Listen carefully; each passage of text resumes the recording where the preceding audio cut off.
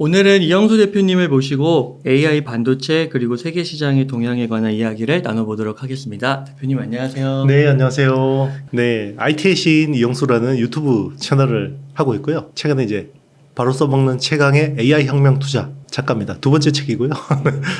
최강의 반도체와 두 번째 시리즈가 이제 AI 혁명 시리즈인데, 네, 지금 AI 투자 네. 사이클이 본격화되고 있기 때문에 좀 많은 도움이 될 책이 아닐까 생각합니다. 네. 2024년 잭슨홀 미팅도 끝나고요. 네네. 분위기 괜찮았던 것 같고 네네. 또 엔비디아 실적 앞두고 있는데 AI 반도체의 흐름이 오고 있다고 하셨어요. 네네. 그래서 엔비디아 실적을 좀 어떻게 보시는지 궁금합니다. 일단 잘 나올 겁니다. 아. 네. 잘 나오면 이제 그러면 주가는 걱정 없나요? 이렇게 네. 볼 수 있잖아요. 네. 주가가 이제 문제죠. 어. 그러니까 이제 지금 실적은 무조건 서프라이즈인데 시장의 기대치가 많이 높아져 있어요. 이미. 그러니까 이미 많이 프라이싱이 돼 있는 거고요. 이번 분기 원래 그 엔비디아가 가이던스로 제시한 게 280억 달러 정도거든요. 네. 근데 시장의 눈높이는 거의 지금 290억 달러 수준에 와 있어요. 네. 그러니까 290억 달러 나오면 그냥 서프라이즈라기보다는 그래 컨센 정도는 나왔구나 이 정도인 거고요. 지금 많이 진짜 좋게 보는 쪽은 300억 달러까지 보고 있습니다. 그러니까 이제 시장의 눈높이가 부담이 되는 거죠.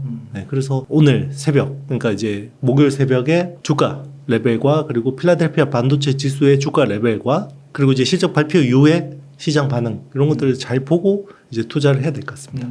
그러면 그 말씀은 단기적으로는 뭐 또 흔들릴 수도 있다. 네. 너무 그 실적이 좀 너무 높게 척정이 돼 있으니까요. 네네. 근데 장기적으로는 계속해서 AI 사이클이 온다라고 볼 수 있는 걸까요? 네, 일단 AI 사이클이 뭐 이게 단기적으로는 약간 조정을 받을 수도 있지만 이게 10년짜리 사이클이기 때문에 결국 이제 계속 가기는 할 거예요. 근데 이제 그 AI 안에서 이제 주도주 섹터가 이제 조금씩 바뀔 수가 있는 건데 그동안에는 이제 2022년 11월에 챗GPT가 나온 이후로 AI 혁명이 시작됐다고 볼 수 있는데 거의 뭐 1년 10개월 동안은 엔비디아와 서버 클라우드 사이클의 그 행진이었거든요. 네. 근데 이제 그게 약간 이제 바뀌는 거죠.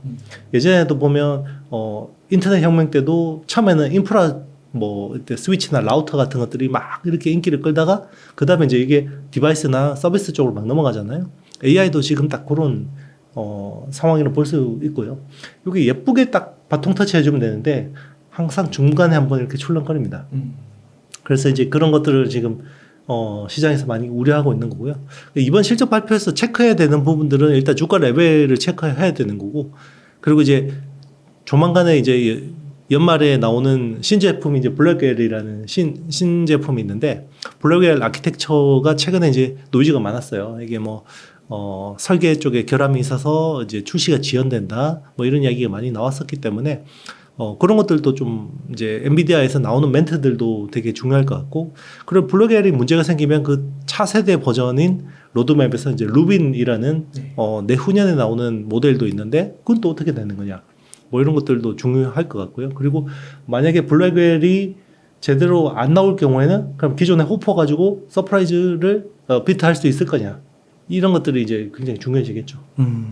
그러면은 엔비디아가 만약에 서프라이즈를 기록하고요. 네. 또 엔비디아가 계속해서 좀 그 잘 나가게 되면은 네. 우리나라 네. 반도체 주식들도 반등이 가능할까요?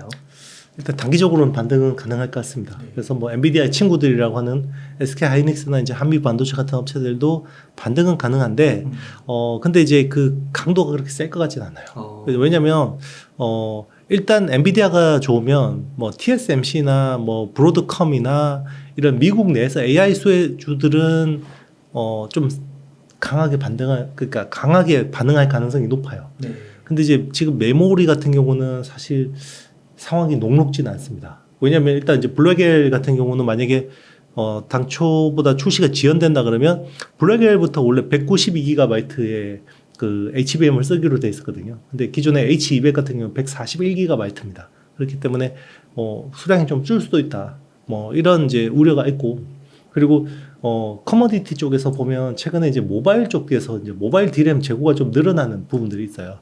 그래서 중국 쪽 중심으로 모바일 D램 재고가 다시 좀 이제 늘어나는 모습을 보이는데, 이번 사이클은 굉장히 특이하거든요. 그 이번 반도체 업 사이클은 물량이 늘어나는 것보다는 가격이 올라가면서 막 감산을 해서 가격이만 올라가는 사이클이잖아요. 그래서 지금 사이클에서는 우리 ASP라고 하는 그 평균 판매 가격이 되게 중요한데 그게 꺾이면 주가적으로 굉장히 많이 민감하게 반응할 가능성이 있는데 지금 마이크론이 그런 모바일 디램 쪽은 좀 재고를 털어내려고 하는 뭐 움직임들이 있고요. 그리고 또 하나가 이제 삼성전자 같은 경우는 올해 자기네들이 하기로 했던 HBM 매출이 있잖아요. 네. 그걸 아마 잘 못하게 될 것 같아요. 왜냐하면 상반기에 많이 못 했잖아요. 엔비디아 콜 테스트가 늦어지다 보니까 당초 계획보다 못할 거 아니에요. 그러면 다른 쪽에서 뭐 만회하려고 할 거 아니에요. 그러면 일반 디램 쪽에서 이제 좀 더 물량을 뭐 더 풀어가지고 하려고 유혹에 빠질 수가 있고요.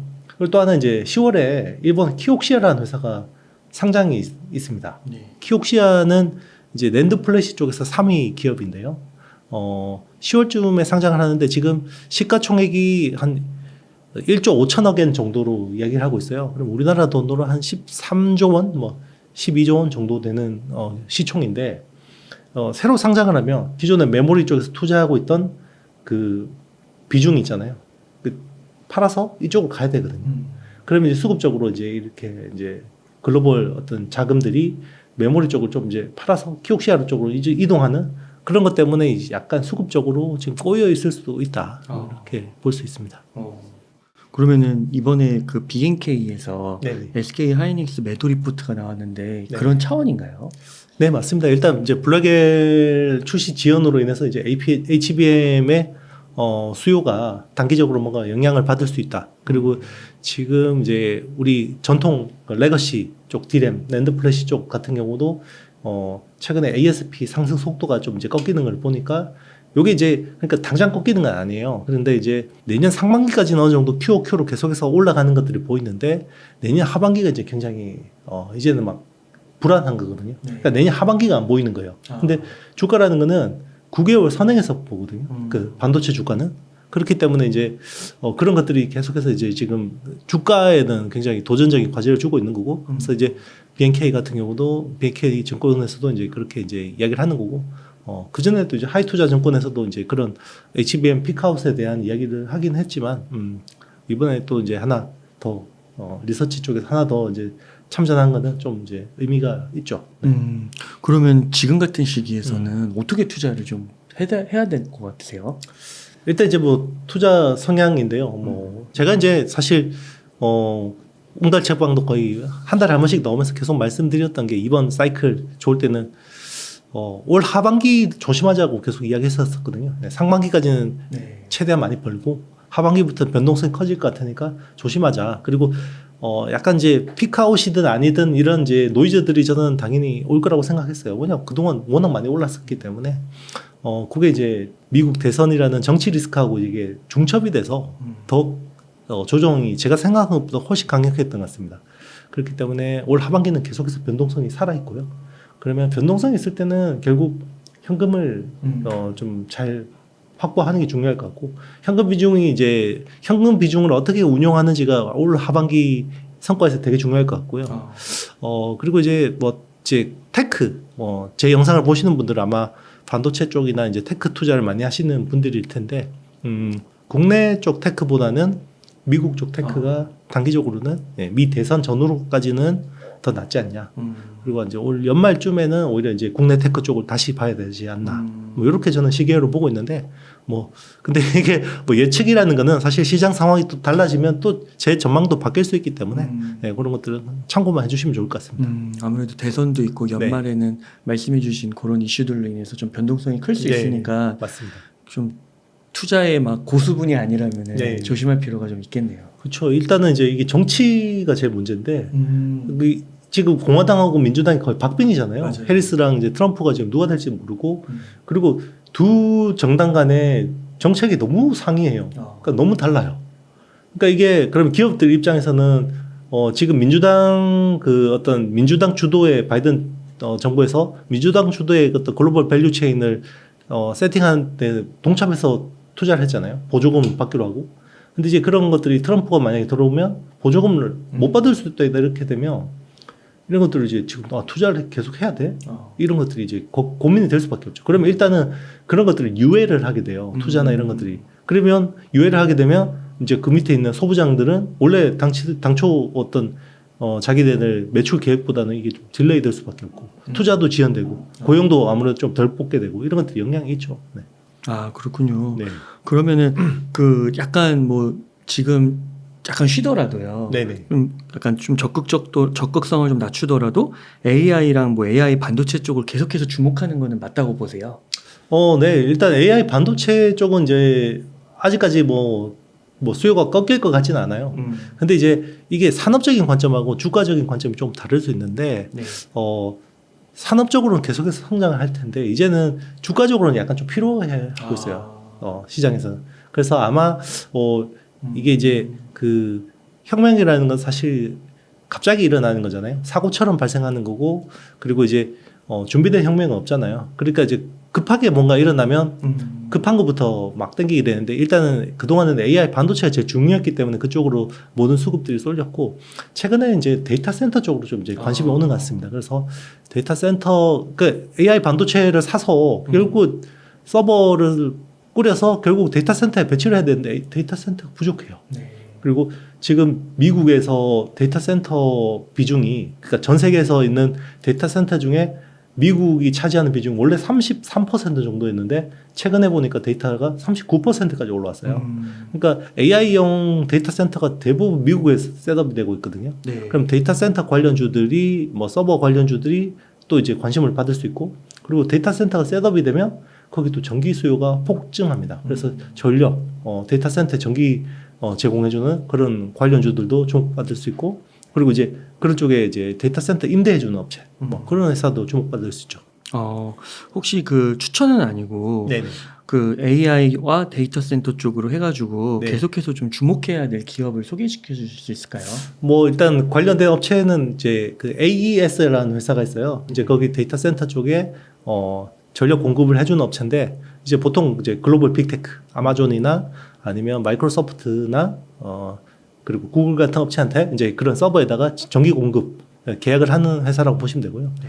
뭐 그런 쪽에서 뭐 지금은 이제 천연가스나 원자력 쪽이 메인인데, 신재생 에너지 비중을 계속해서 이제 늘리고 있는 회사라고 보시면 되고, 그리고 뭐 비스트라, 네, 코퍼레이션이라고 비스트라 에너지 같은 회사도 그런 쪽 그 관련된 업체라고 보시면 되고, 그리고 이제 그 신재생 에너지를 가지고 데이터 센터를 돌리는 게 제일 좋거든요. 일단 뭐 글로벌 뭐 규제들도 그렇고, 그런데 사실 당장 그거는 쉽지 않은데, 그러면 이제 미국은 땅덩이 크니까 제일 만만한 게 태양광이거든요. 네. 사막에다가 막 깔아버리면 되는데, 문제가 태양광 밸류체인이 대부분 중국 쪽으로 가 있어요.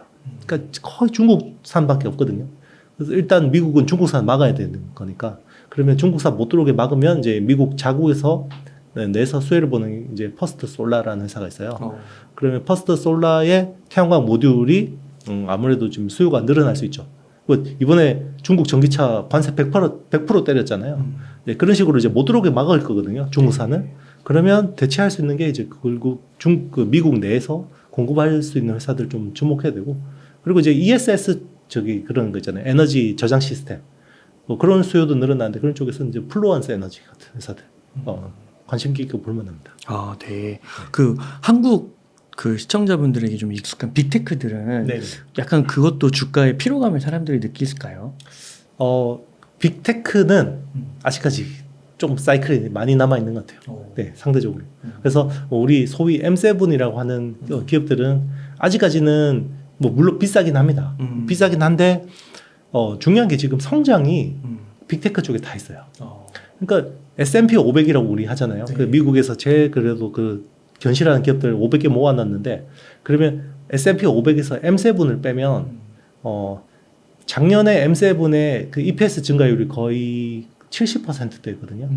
그러면 M7을 뺀 나머지 493개 기업들의 EPS 증가율이 20%밖에 안 됐어요. 그렇게 차이가 나요. 네네. 올해 놓고 보면 그 M7의 EPS 증가율이 거의 40% 후반대예요. 근데 나머지 493개의 EPS 증가율은 작년하고 비슷합니다. 그러니까 성장이 없어요, 나머지 산업에서.